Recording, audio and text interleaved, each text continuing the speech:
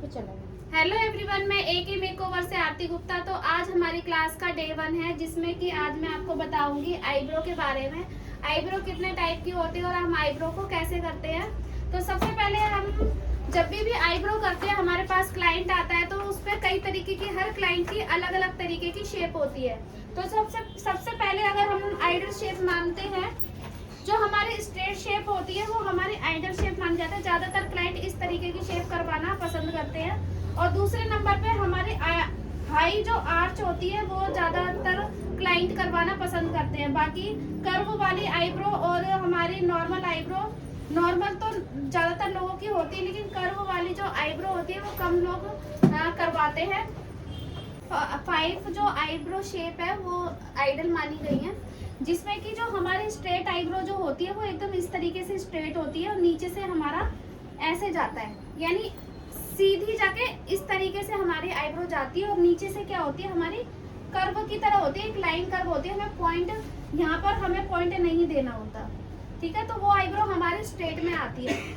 दूसरी आईब्रो होती है हमारी कर्व आईब्रो बोलते हैं जिसको, जिसमें क्या होता है, पॉइंट नहीं होता। अब जैसे इसमें सीधा जा रहा है, पॉइंट आ रहा है एक और फिर नीचे आ रही है, लेकिन इसमें क्या है, एक सीधी इस तरीके की लाइन जा रही है, सिर्फ एक राउंड सा ही जाता है, ठीक है ना। उसमें क्या होता है, पॉइंट नहीं बनता।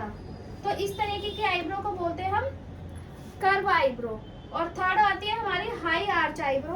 तो हाई आर्च में क्या होता है, जो ये वाला जो पॉइंट होता है हमारा आर्च वाला, तो ये क्या होता है, ज्यादा उठा हुआ होता है। ये इस तरीके से हमारी आईब्रो बनती है एकदम। और नीचे से भी इसमें क्या होता है, कर्व होता है। जैसे इसमें नीचे गोलाई है, इस तरीके से गोलाई आती है, ऊपर आर्च आता है। लेकिन जो हाई आर्च होती है हमारी आईब्रो, इसमें जो ऊपर का पॉइंट होता है वो भी आर्च में आता है, और जो नीचे को पॉइंट होता है वो भी हमारा आर्च में आता है। वो इस तरीके से आईब्रो हमारी बनती है, इसको बोलते हैं हम हाई आर्च आईब्रो, ठीक है।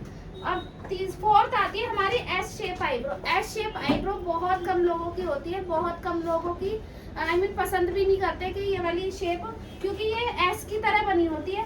किसी के लिए जैसे इस टाइप से आईब्रो होती है, लेकिन ऐसी आईब्रो बहुत ही कम होती है, बहुत ही 100 में से 90% लोगों की नहीं होती, 10% की इक्का दुक्का की मान लो होती है। तो ये वाली जो आईब्रो है ये बिल्कुल एस की तरह, जैसे हमारा एस बनता है उस तरीके की शेप आती है, लेकिन ये बहुत कम लोगों की होती है। तो आपको कैसे ये आईब्रो बनानी है, तो एक शेप, जब हम धीरे धीरे बाल निकालते एक शेप में लेते हुए आते, तो उसी जो क्लाइंट की नेचुरल आईब्रो है आपको वही शेप देनी है, तो उसमें तुम कुछ एक्स्ट्रा नहीं कर सकते। अब जैसे मान लो आर्च वाली आईब्रो है किसी की, तो उसको तुम आर्च ही दोगे ना, गोलाई थोड़ी दे दोगे। तो पॉइंट किसी का अगर बने होते, पॉइंट ये वाले बने होते तो आर्च में ही आएगी। अगर गोलाई, जब किसी की आईब्रो सीधी होती है एकदम, तो उसमें पॉइंट कैसे दोगे, नहीं दोगे ना, तो वो तो कर्व में ही बनेगी, नहीं सीधी सीधी बनेगी। तो ये डिफरेंस होता है। तो ये वाली आईब्रो बहुत कम लोगों की होती है और ना के बराबर होती है। तीसरी होती है नॉर्मल आईब्रो, जैसे हम लोगों की नॉर्मल आईब्रो है, ना ही बहुत ज्यादा आर्च है, ना ही बहुत ज्यादा पॉइंट वाली आईब्रो, ना ऐसा आईब्रो है, बिल्कुल नॉर्मल आईब्रो। तो आप सिर्फ एक्स्ट्रा बाल निकाल दोगे, वो तुम्हारी हो जाएगी, ठीक है। अगर इसमें से तुम्हें कुछ पूछना है तो पूछ सकते हो। तो हमारी 5 तरीके की आईब्रो एक आइडल शेप मानी गई है। तो आप इस कैसे कैसे इन आईब्रो को बनते हैं, जैसे जैसे तुम आईब्रो बनाना सीखते जाओगे, थोड़े थोड़े बाल निकाल के जब आईब्रो बनाओगे, तो अपने आप तुम्हें ये आईब्रो बनाना आ जाएगी। तो सबसे पहले हम क्या करेंगे, हमारे पास आईब्रो बनाने के लिए धागा होना चाहिए। तो धागा हम कैसे पकड़ेंगे, एक हाथ में, मैं लेफ्टी हूँ, आप अगर राइटी हो तो इस तरीके से पकड़ोगे, लेकिन मैं लेफ्टी हूँ तो मैं इस तरफ से पकड़ रही हूँ। धागा लेंगे, मुंह में डालेंगे, इस तरीके से पकड़ेंगे और 4 बार इसको वो करेंगे, 1 2 3 4। 4 से ज्यादा हमें नहीं डालना है। अगर 4 से ज्यादा डाल दोगे गांठें बन जाएंगी। तो जो मान लो अगर हमें एक ही बाल निकालना है, तो वो छोटी सी अगर गांठ होगी तो वो उसको निकाल देगी। अगर मान लो ज्यादा गांठें होंगी तो वो इधर तक फैलेंगी, तो जो भी एक्स्ट्रा होंगे वो भी बाल निकल जाएंगे। इसलिए हमें क्या करना है, सिर्फ 4 गांठें ही डालनी होती है। ज्यादा गांठें डालोगे तो ज्यादा बाल निकलने के चांस रहते हैं, इसलिए कम से कम गांठें रखो धागे में। तो ऐसे करेंगे 4। अब क्या करेंगे, ये चीज हमारी बड़ी होनी चाहिए और ये वाली चीज हमारी छोटी होनी चाहिए। तो हम क्या करेंगे, इस तरीके से लेंगे, ऐसे धागा चलाएंगे, यूं लेंगे, ठीक है। एक आवाज सी भी आती है धागे में, आप सुन रहे होगे, देखो आ रही है।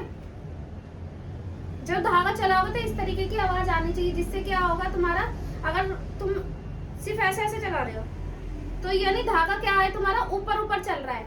अगर इस तरीके की आवाज तुम्हारी आ रही है तो यानी वो जड़ से तुम्हारा धागा चल रहा है, रूट्स में एकदम जमा के धागा चलोगे तो रूट से बाल निकलेंगे। अगर तुम ऐसे ही चलाओगे यूं करके, यूं यूं, तो ऊपर ऊपर से बाल निकल जाएगा, रूट से बाल नहीं निकलेगा, ठीक है ना। तो एक आवाज भी आनी चाहिए धागे में। अगर अब तुम्हारे आवाज में धागे में आवाज सी आ रही है ना, तो सोचो कि वो रूट से बाल निकाल देगा। लेकिन अगर आवाज नहीं आ रही तो वो रूट से बाल नहीं निकालेगा, यानी ऊपर ऊपर से बाल निकल रहे हैं, रूट से बाल नहीं निकल रहे। तो ऐसी आईब्रो क्या होती है, अगर मान लो तुमने ऐसी ऊपर ऊपर से धागा चला दिया तो क्या होगा, रूट से तो बाल निकले नहीं, तो उसकी ग्रोथ क्या होगी, जल्दी आ जाएगी। और रूट से बाल निकलेगा तो जल्दी ग्रोथ नहीं आएगी। तो इस तरीके से हम धागा चलाएंगे, ठीक है। तो ये था हमारी क्लास का डे 1 थ्रेडिंग। आप कैसे बना सकते हो, आईब्रो में क्या क्या पॉइंट्स होते हैं, इस तरीके से आप बना सकते हो।